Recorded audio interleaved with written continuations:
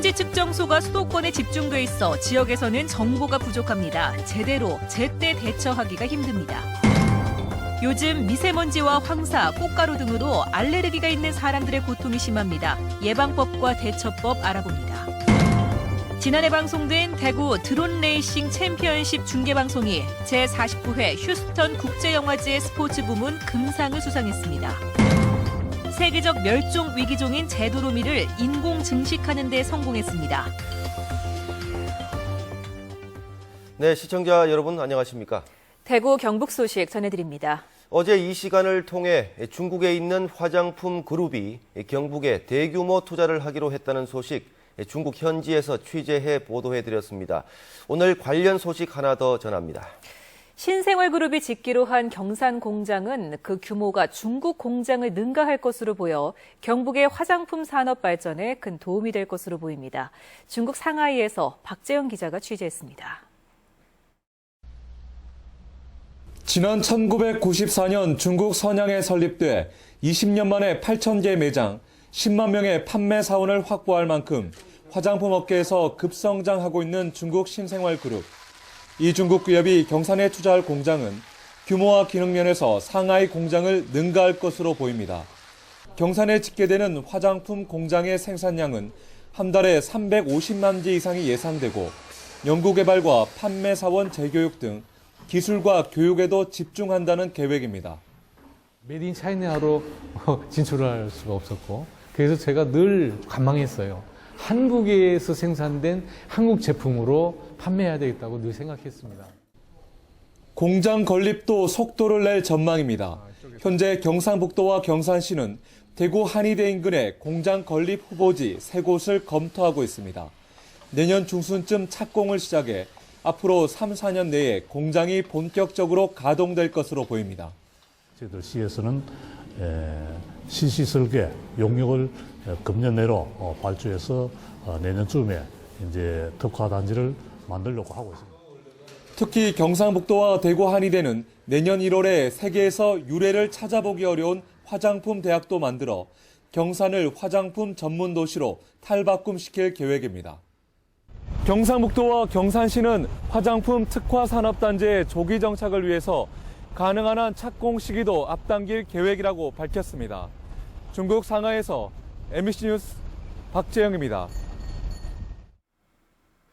지난 주말 대구의 미세먼지 농도가 전국에서 가장 높게 측정되는 등 미세먼지 때문에 비상입니다. 하지만 미세먼지 측정소가 수도권에 집중돼 있고 그나마 설치된 곳도 규정을 어기고 있는 것으로 드러났습니다. 도성진 기자가 취재했습니다. 지난 토요일 대구의 하늘은 뿌연 황사와 미세먼지로 뒤덮였습니다. 미세먼지 농도는 낮 한때 338마이크로그램으로 평소 10배 수준까지 올라 사상 처음 미세먼지 경보까지 내려졌습니다. 이렇게 미세먼지가 심각하지만 대기오염 측정망이 설치된 곳은 대구가 모두 13곳, 경북은 넓은 면적에 비해 겨우 18곳에 불과합니다. 경북 23개 시군 가운데 측정망이 설치된 곳은 11개에 불과해 성주, 고령, 칠곡 등 12개 지역 주민은 미세먼지 정보를 알 수 없습니다. 서울에만 39곳이 설치되는 등 수도권에 집중되다 보니 지역은 예산 문제 등으로 후순위로 밀리고 있는 겁니다. 근데 10만 이상 되는 데는 일단 기준으로 가지고 설치를 하고 2017년부터 17년부터 2021년까지 추가로 이제 설치될 계획이 상주, 문경, 칠곡 있지 않습니까? 10만 이상 되는 데하고. 측정소는 가로 세로 2m 이상 되는 규모에 보통 4억 원 이상 들어가는데 그나마 설치된 곳도 규정을 어긴 곳이 있습니다. 대구 성서공단에 있는 이 측정소는 환경부 지침인 최대 10m보다 훨씬 높은 17m 높이의 건물 옥상에 설치돼 있습니다. 이곳은 5층 건물 옥상이다 보니 바람이 더 강하게 느껴집니다. 바람의 방향이나 세기에 따라 오염이 확산되면서 미세먼지 측정치가 지상보다 훨씬 낮게 나올 수 있습니다. 호림동 같은 경우에는 공업 지역인데 주변에 거의 이제 공장이고 있기 때문에 좀 측정할 수 있는 장소가 마땅치 않아서 아마 그때는 거기에는 그렇게 높은 데 할 수밖에 없는 여건이었습니다.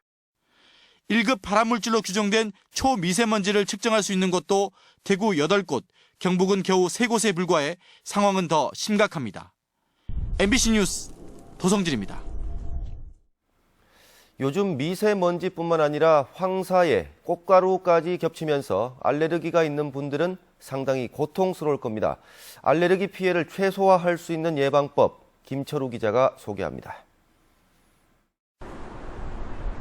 먼 산은커녕 가까운 건물조차 흐리게 보일 정도로 미세먼지와 황사가 심했던 지난 주말, 마스크를 낀 사람들이 많았습니다. 미세먼지 피해를 막을 수 있는 마스크 착용이 필수지만 몇 가지 더 주의해야 할 점이 있습니다. 미세먼지라는 게 눈에 직접적으로 대량으로 들어오는 것을 막아주기 위해서, 차단해주기 위해서는 안경이라든지 선글라스, 특히 젊은 사람들이 컨택트 렌즈를 많이 끼게 되는데, 컨택트 렌즈는 이게 흡착하는 성질이 있기 때문에 5명 가운데 2명이 겪고 있다는 알레르기. 알레르기가 있는 사람은 곧장 결막염이나 비염, 두드러기 같은 증상이 생기기 때문에 선제적 대응이 가장 중요하다고 합니다. 예를 들면 3월 초에 어느 정도 나타난다 하면 그 스프레이를 갖고 있다가 미리 한 봄철 때쯤 되면 코에다가 뿌리게 되면 알레르기 발생을 현상이 일어나지 않기 때문에 편안하게 지낼 수도 있고 또 약을 먹을 필요도 없죠. 증상이 없으니까. 황사, 꽃가루, 특히 미세먼지가 심할 때는 외출을 자제하는 것이 필요하지만 그렇지 못할 때는 주사기를 이용해서 식염수 등으로 코를 자주 씻어주는 것이 좋습니다. 제가 써보니까 30cm가 제일 적당해요. 압력이라든가 조절할 수 있는 거. 전문가들은 또 알레르기가 있는 사람들은 외출할 때 마스크와 선글라스, 모자, 장갑 등으로 신체 노출을 최소화할 것을 권하고 있습니다. MBC 뉴스 김철우입니다.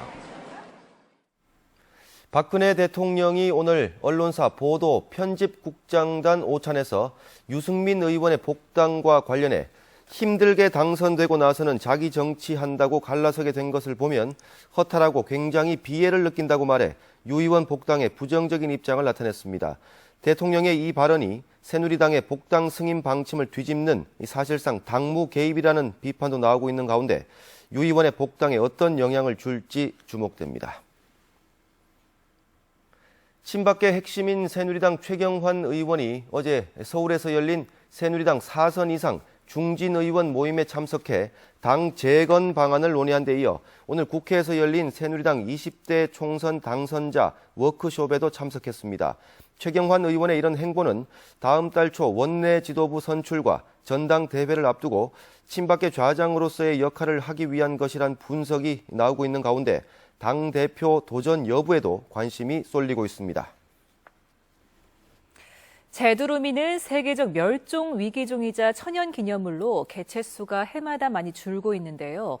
구미에서 낙동강 습지 생태계 복원을 위해 추진해온 제두루미 인공 증식이 3년 만에 성공했습니다.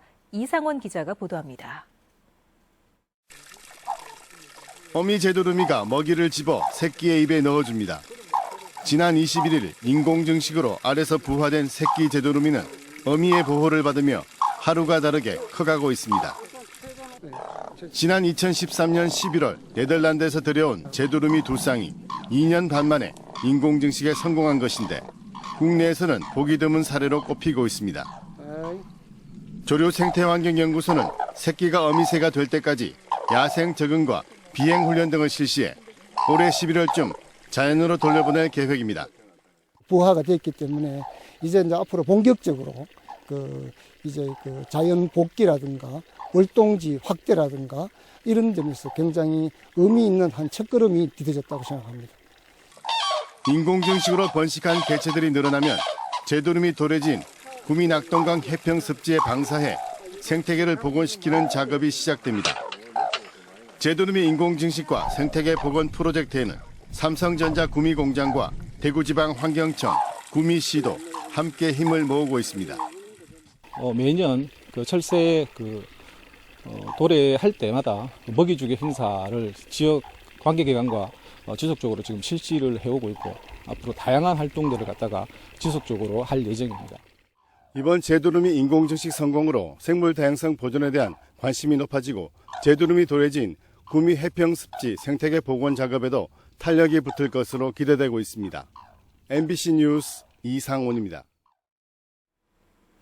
요즘 지자체마다 경쟁적으로 야간 볼거리 확충에 나서고 있습니다. 이른바 밤손님을 유치해야 지역에 오래 머물면서 지갑을 열기 때문인데요. 하지만 제대로 된 컨텐츠를 만들지 못하고 예산만 낭비하는 경우도 적지 않습니다. 이규설 기자가 집중 취재했습니다. 대구 수성못 유원지입니다. 이곳은 날이 풀리기 시작하는 4월부터 10월까지 밤마다 사람들로 넘쳐납니다. 이유는 간단합니다. 꽤 괜찮은 볼거리와 즐길거리가 있기 때문입니다. 수성못 영상음악분수는 시원한 물줄기와 웅장한 음악, 레이저쇼가 함께 어우러져 대구의 명물이 됐습니다. 최근에는 야간 유람선까지 운행을 시작해 관광객을 끌어모으고 있습니다. 지난 1년 동안 노력한 결과 유람선 야간 운행 금지라는 규제 개선을 이뤄내서 시민들이 이렇게 야간에 즐길거리를 제공하는 효과를 이뤄냈다고 생각합니다. 경주도 최근 중앙시장에 순대와 닭꼬치, 쌀국수 등 먹거리를 파는 야시장을 만들어 운영에 들어갔습니다. 포항은 어떨까요? 영일대 해상누각과 포항제철소가 밤에 경관 조명을 밝히고 있지만 심심하고 단조롭다는 평가가 많습니다. 포항운하 유람선은 7, 8, 9월 석 달만 야간 운항을 하는 데다 예약제로만 손님을 받아 밤 손님 유치에 한계가 있습니다. 누각만 해도 사진만 찍고 바로 내려오게 되고 이러고 뭐 공연이나 이런 게 아예 없으니까 즐길 수 있는 게 엄청 없는 것 같아요. 뭐 술집이나 횟집은 많고 밤에 딱히 그렇게 많이 볼거리가 없어서 좀 많이 아쉬웠습니다. 밤 손님을 유치하기 위해서는 다른 곳에서는 볼 수 없는 차별화되는 야간 볼거리가 꼭 있어야 합니다. 또 야간 관광 활성화의 경우 기존의 건축물에다 얼마나 멋있고 또 감성을 자극할 수 있는 조명을 비출 수 있느냐에 따라서 그 성패가 좌우되는 경우가 많습니다. 컴컴한 성벽에 빛이 쌓이고 거대한 성벽이 화려한 캠퍼스로 변신합니다. 전주시는 보물 308호인 전주 풍남문에다 3D 프로젝션 매핑 기술을 입혀 밤마다 이렇게 감동적인 영상을 만들어내고 있습니다. 샹숑이 흐르는 파리 세느강, 세계적인 관광명소인 세느강변과 밤이 되면 더 화려하게 빛나는 에펠탑도 정교하게 설치한 야간 조명 덕분에 보석처럼 빛납니다. 영일대 해상 누각에서부터 포항 운하에 이르는 곳곳에다 상징물을 설치하거나 야간 조명을 화려하게 비춰서 관광객들을 끌어들이는 방안을 생각해 볼 수 있습니다. 이처럼 야간 관광 활성화를 위해 국내외 여러 도시에서 앞다퉈 다양한 콘텐츠를 선보이고 있습니다. 포항 밤바다가 여수 밤바다보다 더 아름답고 영일대 해상 누각이 전주 풍남문보다 더 큰 감동을 줄 수 있도록 창조적인 아이디어를 짜내야 합니다. MBC 뉴스 이규설입니다.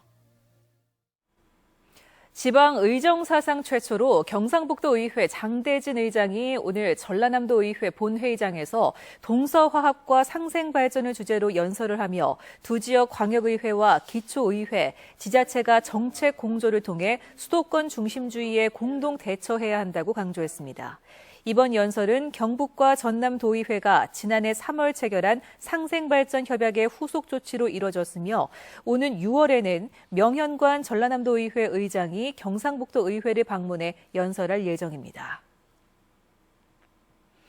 교육부는 중학교 자유학기제에서 진로적성 교육을 경험한 학생들이 고교에 진학하는 점을 고려해 고교 학급당 평균 학생 수를 지난해 30명에서 오는 2022년까지 OECD 국가 수준인 24명으로 교사 1인당 학생 수도 16.6명에서 13.3명으로 줄이기로 했습니다. 또 학생 선발과 평가도 소질과 적성을 중시하는 방향으로 바꾸고 경북을 포함한 전국 5개 고교 비평준화 지역의 고입 선발고사는 폐지하도록 유도할 방침입니다. 지난해 방송된 대구 드론 레이싱 챔피언십 중계방송이 미국 휴스턴 국제영화제에서 스포츠 부문 금상을 수상했습니다. 이색적인 방송으로 많은 관심을 모았던 드론 레이싱 중계는 올해도 이어질 예정인데요. 이번 수상의 의미를 석원 기자가 짚어봤습니다. 이색적이고 박진감 넘치는 레이싱의 묘미. 지난해 대구에서 펼쳐진 FPV 드론 레이싱 챔피언십 중계방송은 색다름으로 시청자들을 사로잡았습니다. 이번이 정말 최초입니다. 예. 지상파에서 이런 그 경기를 중계한다는 것은 뭐 전무후무한 일이었던 거고요. 예. 이번이 아주 획기적으로 첫 방송에 너무 좋은 것 같습니다. 자, 이번엔 무대에 이 대구 MBC의 드론 레이싱 중계방송이 지난 16일 미국에서 열린 제49회 휴스턴 국제영화제에서 스포츠 부문 금상을 수상했습니다. 드론 산업을 적극적으로 추진하는 대구시에도 더욱 힘이 실릴 것으로 보입니다. 레이싱 대회는 장애물을 대구가 R&D 면이나 지리적 조건이나 그리고 또 한편으로는 협력 기관들 간의 협업의 문제에 있어서나 대구가 드론의 메카라고 할 수 있는 최상의 지역이다 이렇게 생각하고 있습니다. 자, 지금 이제 지난해에 이어 올해 9월에도 대구 드론 페스타가 예정된 가운데 드론 레이싱 챔피언십은 국제대회로 업그레이드돼 중계방송에 대한 기대감도 커지고 있습니다. MBC 뉴스 서건입니다. 경북보건환경연구원은 울진에서 야생 진드기에 물려 중증 열성 혈소판 감소 증후군 증상을 보인 80대 여성 환자를 검사한 결과 음성으로 판명됐다고 밝혔습니다. 울진군 건남면에 사는 86살 A씨는 지난달 22일 팔에 진드기가 붙어 있는 줄 모르고 지내다가 최근 고열과 혈소판 감소 증상을 보여 오늘 안동의 한 병원으로 후송돼 치료를 받고 있습니다. 지난 1월 국가인권위원회가 청암재단의 시설장애인 인권침해 결정을 내리자 청암재단이 오늘 사과를 하고 해결책을 내놨습니다. 청암재단은 인권위가 권고한 피진정인들의 징계 조치와 거주인 특성에 맞는 지도 등의 사항을 이행해 장애인 인권 침해를 막겠다고 밝혔습니다. 또 시설 수용, 집단 관리 방식의 한계를 개선하기 위해 내년까지 거주인 50명의 탈시설을 지원하고 2018년 이후에는 장애인 복지 성격으로 법인 기능을 전환하겠다고 약속했습니다. 40대 여성의 머리를 둔기로 때려 다치게 한 뒤 달아났던 60대 승려가 경찰에 붙잡혔습니다. 오늘 오후 4시 20분쯤 청도군 강남면 한 사찰에서 60살 김모 승려가 46살 정모 여인의 머리를 둔기로 내리쳐 다치게 한 뒤 승용차를 타고 달아났습니다. 경찰은 김 씨가 타고 달아난 차량에 대해 수배를 내려 소재를 쫓던 중 오늘 저녁 7시쯤 의성군 다인면 한 국도에서 검거해 사건 경위를 조사하고 있습니다. 경상북도는 지난해 여성 일자리 사관학교에 5개 교육과정을 통해 배출한 교육생 100명 가운데 절반가량인 47명이 취업이나 창업에 성공했다고 밝혔습니다. 이에 따라 경상북도는 올해 여성 일자리 사관학교 참여대학과 기관을 5곳에서 9곳으로 확대하고 수강생도 100명에서 196명으로 늘리기로 했습니다.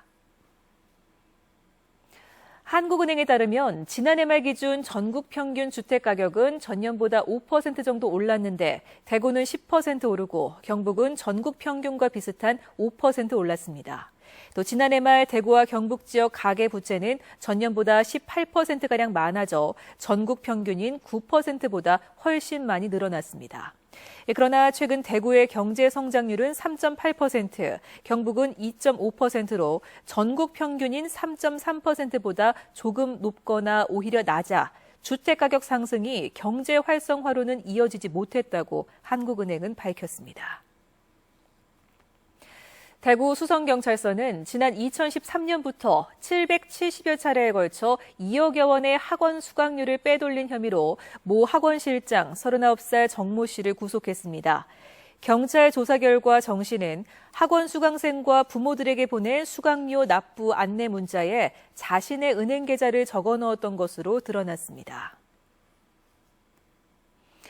예천 세계 곤충 엑스포의 성공 기원과 홍보대사 위촉 행사가 오늘 조직위와 군민 등 600여 명이 참석한 가운데 예천 문화회관에서 열렸습니다. 네, 대구 경북 소식이었습니다.